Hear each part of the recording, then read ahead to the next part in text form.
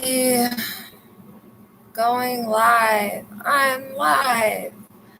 I'm alive. Can I get an amen for being alive, you guys? Because it's a cold world we live in these days. We got COVID going on. We got civil rights movement in the making. How's everybody feeling? How's everybody feeling about it? How am I feeling about it? I'm actually feeling pretty okay. You know, the stress gets to me, and I want to hear from y'all. Is there a way to comment on this stuff so you guys can comment and talk back to me? I'm so new to this. So basically, instead of talking about COVID and the civil unrest movement, I'd rather talk about what's going on with me, because my mom, for instance, is always on the news, and there's nothing wrong with being informed, but I've noticed a lot of people are forgetting about, we already had problems before all of this happened. Like, this has been in the making for centuries. When I was 18 years old, I had a spiritual awakening that eventually turned into a psychotic break because I didn't sleep for about a month. Yeah, I got to get hospital records because I think I can break the world record. So that would be awesome. But in this hallucination, as they tried to call it, I saw most of this coming. God somehow came to me and revealed things to me that I had not known before. I was literally reborn, and I don't even read the Bible. I'll open it up and scan the Bible sometimes. I'm not a religious person. I was trying to find my faith, hence all my tattoos. My next one will be coexist because I have all the symbols and all of that. Anywho, I didn't know. I had no idea. You know, I was questioning absolutely everything at the young age of 18. Excuse me. I need one of these. So I had gone through a pretty traumatic experience. Unfortunately, I don't want to speak on it, just simply because it wouldn't work out in my favor.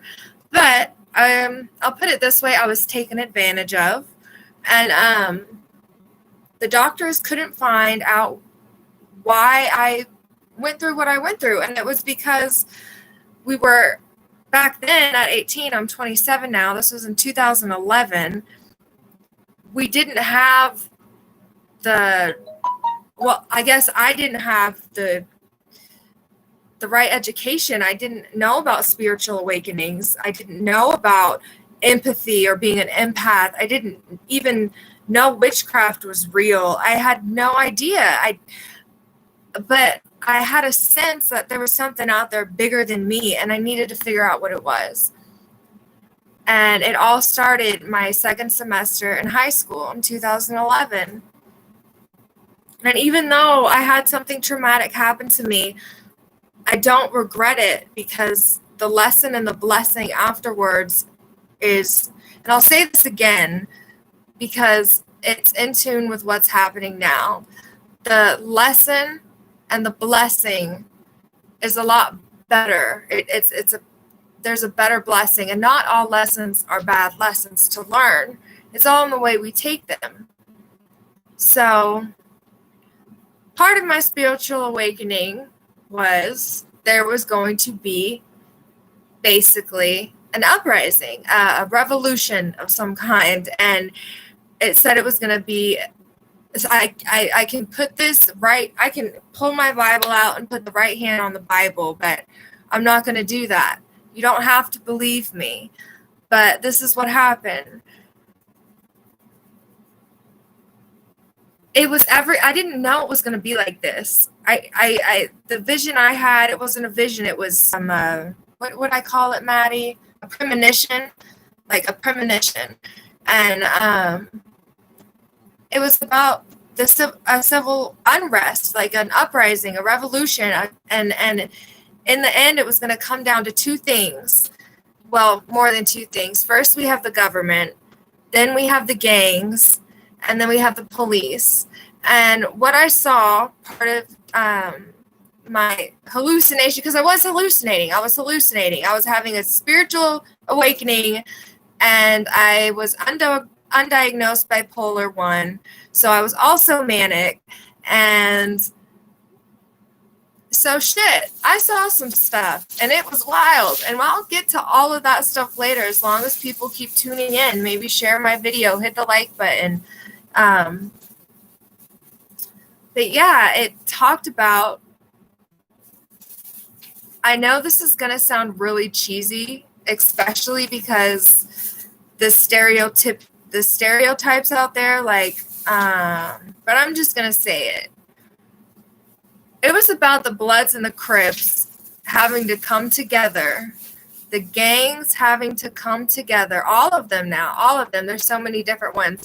And not so much to advise things, it was to advise the natural order of life. It was an advice of natural order. And the natural order was very simple, because without the police and without the streets and without me and without everyone doing things differently, the world would be so boring. And we can blame whoever we want to blame.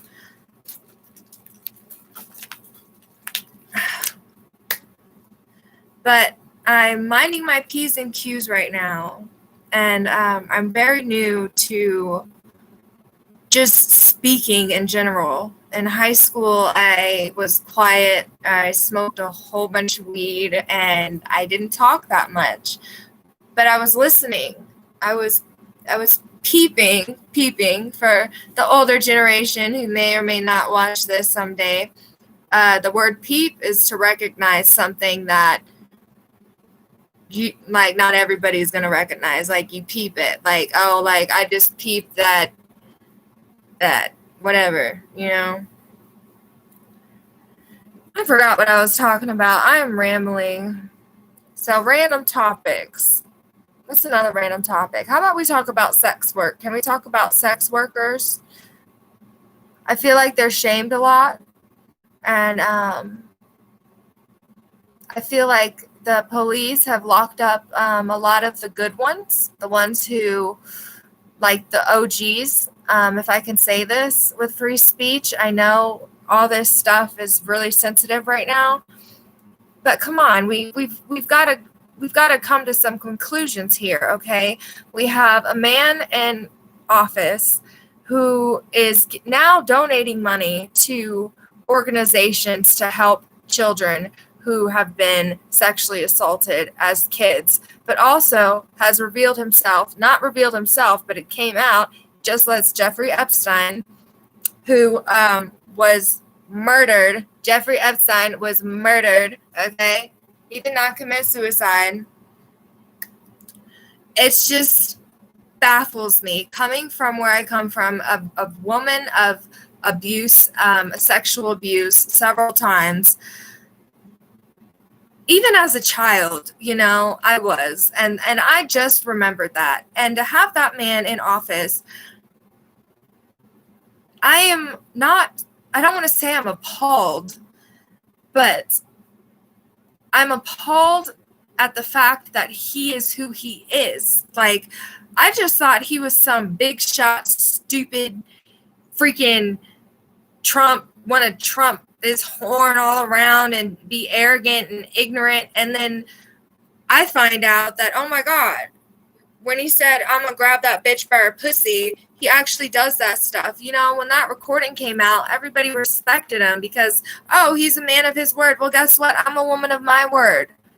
And I'll tell you what, Hillary might have not done a goddamn thing. And we can blame Trump for everything going on right now. But honest to God, I'm kind of thankful because he woke people up. This whole election, he didn't wake people up, but the people were woken up because of the crisis and the epidemics and everything happening. We are awakening. We are in our own awakening as a people now, okay? What happened to me, it was in 2011, and a lot of other people speak about spiritual experiences, all right?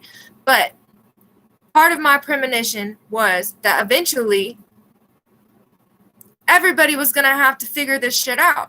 I had my thoughts in the air and in the wind, and I never thought anybody heard anything. And I was going nuts. Okay, it's so much bigger than Black Lives Matter. It's bigger than All Lives Matter. It's bigger than Police Lives Matter. It's bigger than any movement that's ever been made. This is just the typical beginning. And all I ask you guys to do, anybody who's watching or watches this in general, don't forget about Me Too. Me Too is about protecting women and protecting that. Don't forget about Me Too. Please just remember Me Too. Remember Black Lives Matter. Remember All Lives Matter too, but remember that that is a protest against Black Lives Matter. I grew up around Black people, a whole lot of them, and I went over there to find out what all the fuss was about. It was like, what's going on in Leavenworth, Kansas, okay? And the things I saw, I'm not going to share today, but I remember, I'll share one thing. And this happened every single time. The police would pass us, and, you know, people on probation shouldn't hang out. And they would stare into my car, and I would get a vibe. Now that I know is an empath, I was an empath. I got a vibe of unsettledness. Not so much fear yet, but now it's fear. People see the cops and get scared. I don't want to feel that way. I don't want to feel that way towards every cop because not all cops are bad. But in Leavenworth, Kansas, I started to notice them staring in my car, like dead ass, like glaring. So I would look at them in the face back, and I would look at them. And guess what I got labeled as? A white girl victimized into Black culture. They labeled me, they looked at me as, oh, that poor white girl. She doesn't know what she's getting herself into. I had to sit down with the police officer, all right? I had to sit down, and my dad had to take me there because my car got impounded outside my friend's house, who I was just going over to take somebody home, and then I was going to go get some groceries, okay? And then, instead of me getting arrested, a couple of my friends got arrested. Everybody thought I snitched because this was the first time in my life a SWAT team pulls up on my car with AK-47s drawn. I was barely legal at this age. We were all barely legal at this age, and they swarmed my car, and I was so terrified. I was so scared. And so guess who they pulled out to talk? Me. And I didn't snitch. I didn't know what the fuck was going on. But instead of going to jail, my car got impounded. My dad didn't give me my car back, which now I know is a blessing because I get into trouble when I have cars. I go places I don't need to go. All right. But 6 SWAT team coming up on some teenagers drawing AK-47s, saying, cover your eyes, cover your mouth, cover your face, don't look. Like, why can't I look at you when you have a gun pointed at my head, dude? It's sickening, all right? And praise God that the men that I hang out with today are blessed beyond belief, and they're doing so well. But today, I still have to speak out. Because instead of me going to jail, instead of me getting suspended from school for skipping lunch or crashing my car in the parking lot, I got ISS for 2 days. I got detention, all right? My friends, they didn't get in trouble because they knew they'd get expelled, you know? The way this system has been set up, it's been this way forever. And that's why America can't be great again, because America needs to become great, okay? It's like, make America something else, okay? Because great ain't working, okay? We've tried great. We've tried it. We've tried. What was Obama's thing? What was it, Maddie? What was his quote? It was, I loved Obama, by the way. I listened to his speeches, and I just love black men. Yes, we can. It was yes, we can. Well, we tried that. Yes, we can. We know we can now. And now we know make America great again isn't working. We're trying very, very hard to make America great again. But right now, America needs America. The people need the people. And I don't deserve to go to jail because I hang out with white guys. I don't deserve to go to jail if I hang out with black guys. I deserve to go to jail if I commit a murder, if something's wrong. But I had to, instead of going to jail that day, they impounded my car and then decided, oh, you're going to come sit down in a police station by myself. My dad went with me. Thank God he went with me, because I probably would have snapped. I had a policeman in my face telling me if I didn't leave Leavenworth, Kansas, if I didn't stop hanging out with who I was hanging out with, I was going to die. I was going to end up in jail. My life would be over. And guess what? Guess what their lives are right now? Those men, those boys I used to hang out with. They're doing great motherfucking things. They're running clothing businesses. They got bad days, but they're not out here doing bad stuff. They're doing shit for the hood that's supposed to be good. That's why we can't forget about this stuff. We can't forget about COVID. We can't forget about any motherfucking movement, okay? Because right now the 70s is repeating itself, all right? That's where we're at. Make the rockin' 70s come back shit. Because the war on drugs, shit, I could go for hours. And it's only been 17 minutes, and how much have I talked about? Probably so much shit, and I hope people watch this. Man, can't wait to get my medical weed license so I can show it on camera. And guess what? This is legal. I can smoke this. I'm a candidate. But my doctor keeps pushing my appointment back. And that's another point I want to make. What's up with the doctors giving the wrong medicine to people? What's up with the doctors? I can tell a doctor my whole life story. I'll tell him the truth. Okay, excuse me. Maybe I'm going a little bit too far. The doctors do their job. They do their job the best they can. And the doctors do the job the best they can. And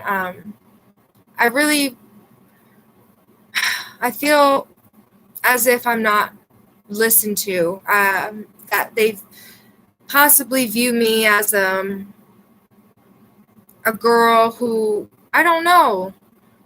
But when I step into a doctor's office, it's hard for me to trust them because this is all on the news too. I was one of the people who went into a doctor's office after my psychosis at 18, and they didn't know what it was, and they gave me all types of medications.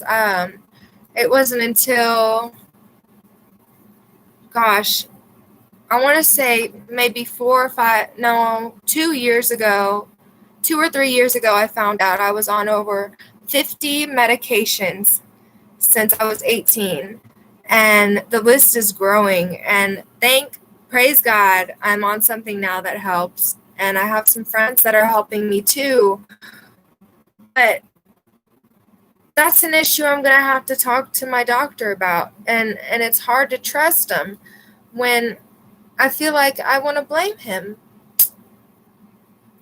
But it's not his fault. It's not my fault. If anything, they made me more great. So I guess we can make America great again, but I guess it all depends on our own lives and where we felt the most great. Maybe that's what it is. Because when I felt the most great, I was in high school and I was living the life. I was my glory days. It was my glory days. So if America's going to be great again, then the people need to think about their glory days and remember America too, and just make ourselves great again, make our lives great again, and believe that it's possible, because I am still breathing and speaking and writing, and I have overdosed on my own medication, lethal amounts, 13 times since I was 18. And I am still here today. So if I can continue on, so can you. If you're feeling suicidal, please reach out. Please don't take your life. You're needed here. I've got tears in my eyes because my mom shares the news with me because I can't handle it. But if you have your life today, you are blessed. So please use your voice for the best possible way and be kind, because you never know. People look at me and they would never think that I went through what I went through. They would look at me and say, oh, she's a white girl with tattoos and she don't give a fuck. And guess what? That's what I am too. You know, I'm all of these things, and that's okay. So I'm going to end it with this.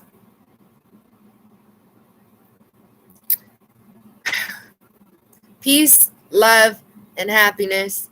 And if you don't know what you're doing and you get stressed out, it's completely okay to leave it to the professionals. So that's it. End stream. No, you hang up. No, you hang up. No, you hang up. Bye.